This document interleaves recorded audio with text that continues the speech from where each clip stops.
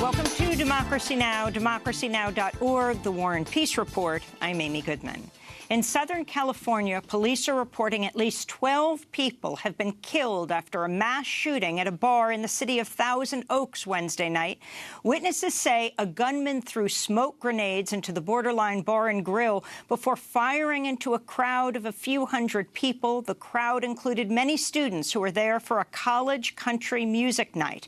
The gunman was found dead inside the bar. The shooting comes 13 months after a gunman shot dead 59 people at a country music concert in Las Vegas. There were reportedly at least one survivor of the Las Vegas shooting inside the California bar last night when the shooting began. President Donald Trump fired Attorney General Jeff Sessions Wednesday, replacing him with a Trump loyalist who's called Robert Mueller's Russia investigation a witch hunt. This comes a day after Democrats won control of the House of Representatives. The new acting Attorney General, Matthew Whitaker, is a former U.S. attorney who spent years working at the Foundation for Accountability and Civic Trust, which was funded in part by the Koch brothers. He became Jeff Sessions' chief of staff last year after he began speaking out against Mueller's probe. In a statement, the ACLU said, quote, Jeff Sessions was the worst attorney general in modern American history, period.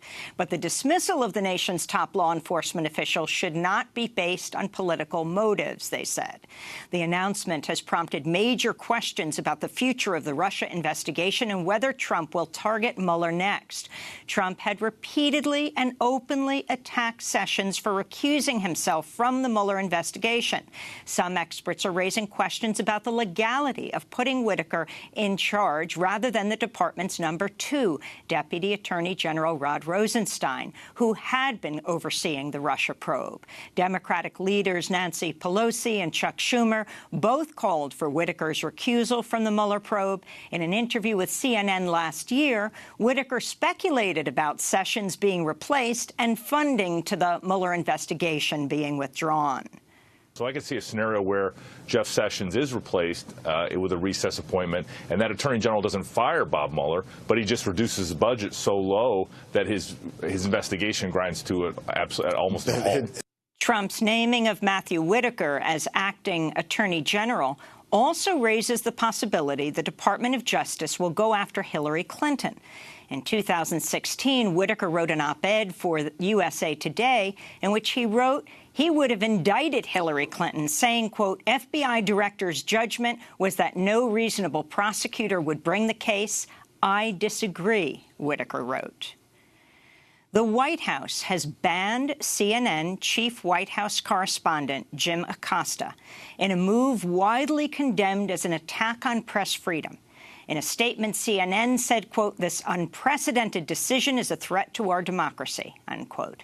Jim Acosta's White House press pass was revoked hours after he questioned President Trump at the White House news conference about why Trump described the Central American migrant caravan as an invasion. They're hundreds of miles away, though. They're hundreds and hundreds of miles away. That's not an invasion. Honestly, I think you should let me run the country. You run CNN. All right. And if you did it well, your ratings would be much better. If I may ask one other question, Mr. President, if I may ask one other question, are you worried? That's enough. That's enough. Mr. President, I was going to ask one of the other folks. That's enough. Pardon me, ma'am. Mr. President, that's enough. Mr. President, I had one other question, if I may ask, on the Russia investigation. Are you concerned that you may have? I'm not concerned about anything with the Russian investigation because it's a hoax. That's enough. Put down the mic. Mr. President, are you worried about indictments coming down in this investigation? Mr. President. I'll tell you what, CNN should be ashamed of itself having you working for them. You are a rude, terrible person. You shouldn't be working for CNN. Go ahead. I think that's unfair. You're a very rude person. The way you treat Sarah Huckabee is horrible. And the way you treat other people are horrible. You shouldn't treat people that way. Go ahead. Go ahead, Peter. Go ahead. In Jim's defense, I've traveled with him and watched him. He's a diligent reporter who busts his butt. Well, I'm not a big fan of yours either, so I understand. To be honest. So let me ask you a question, if I can. You repeatedly said you aren't the best, Mr. President. You repeatedly, over the course of just sit down, please.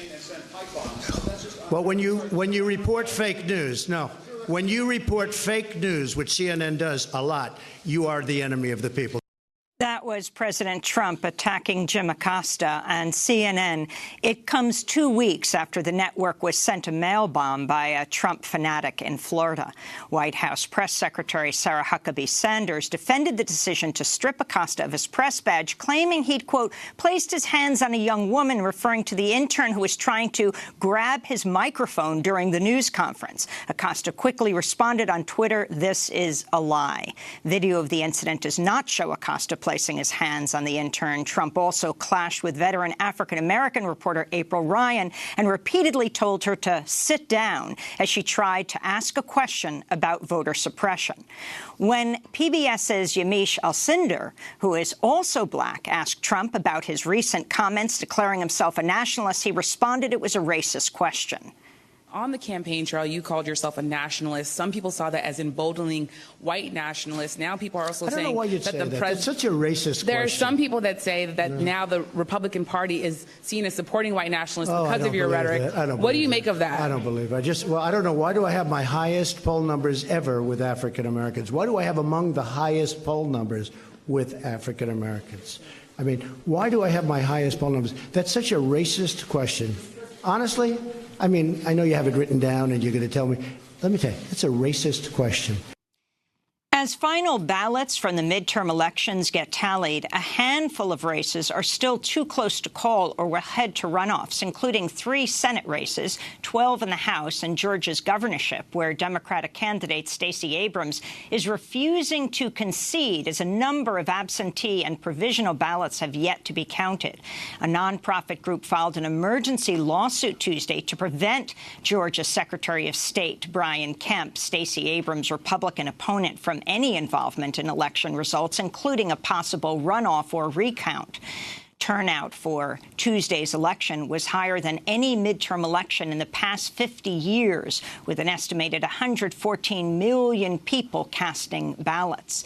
But still, half the population, voting-age population, did not vote.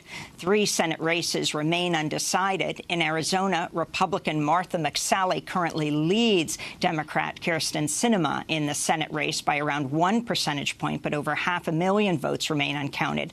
In Florida, Democratic incumbent Democratic Senator Bill Nelson has called for a recount in his race against Governor Rick Scott for Senate, who currently holds less than a 0.5 percentage point lead. Mississippi's Senate race will head to a runoff later this month. Meanwhile, in Georgia's 6th district, gun control advocate Lucy McBath declared victory Wednesday, but Republican opponent Karen Handel has yet to concede and says she may call for a recount. McBath's 17-year-old son, Jordan Davis, was shot dead by a white man in 2012 in Florida. He said he was in a car and the kids were playing the music too loud. 2 Republican House incumbents who are currently facing federal indictments both won re-election. Duncan Hunter of California, who's charged with misuse of campaign funds, and Chris Collins of New York, who is accused of insider trading, were also the first 2 Congress members to endorse then-candidate Trump. In a news conference Wednesday, Trump called the election results a victory. I think it was a great victory. I'll be honest. I think it was a great victory. And actually, some of the news this morning was that it was, in fact, a great victory. Comments came despite Republicans lost the House. Trump also called out Republican lawmakers who lost elections Tuesday, including Barbara Comstock, Mike Kaufman, and Mia Love, blaming their losses on the refusal to, quote, embrace him. Speaking about Utah Congressmember Mia Love, Trump said, quote, Mia Love gave me no love, and she lost.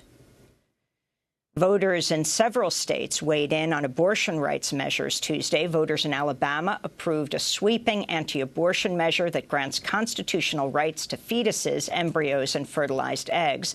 Amendment 2, which passed by 19 points, will codify, quote, the sanctity of unborn life and the rights of unborn children, including the right to life, unquote, into Alabama's constitution. Meanwhile, in West Virginia, voters narrowly approved a constitutional amendment to prohibit state funding for women's health clinics that provide abortions. Voters in Oregon rejected a similar proposition. The measures are so-called trigger laws that anti-choice groups hope will go into effect if or when the Supreme Court strikes down Roe v. Wade, the landmark 1973 Supreme Court decision that ensured women the right to abortion. In the Philippines, a leading lawyer fighting against President Rodrigo Duterte's drug war was shot and killed Tuesday in the capital, Manila. Benjamin Ramos was a founding member of a legal organization providing pro bono services to poor people targeted by Duterte's forces. Last year, Duterte told police they could shoot lawyers investigating his drug war.